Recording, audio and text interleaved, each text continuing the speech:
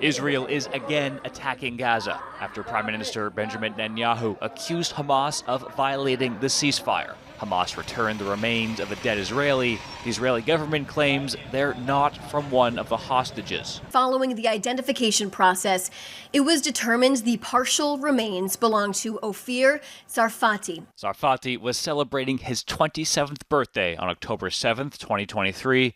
That's when he died.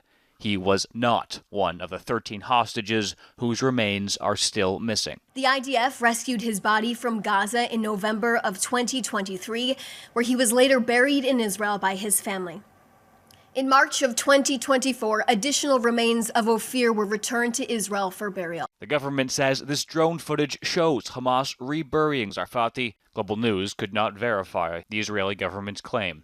I can confirm to you today that Hamas dug a hole in the ground, placed the partial remains of Ophir inside of it, covered it back up with dirt, and handed it over to the Red Cross. An expert says it amounts to cruelty to a nation in mourning. His mother now is facing opening his grave for the third time. The strikes, Johns Hopkins University's Laura Blumenfeld says, are Israel showing there are consequences. Despite apparently recovering more remains, Hamas has delayed returning them, accusing Israel of violating the deal. Blumenfeld says this time, unlike in the past, the violence will likely be restrained. I don't believe that it will spiral out of control because neither side wants to return to full-scale war. And most importantly, President Trump doesn't want to go there. Several high-ranking U.S. officials have visited Israel to keep the deal intact. Blumenfeld says more are likely on the way. We're likely to see violence ahead, but hopefully not this kind of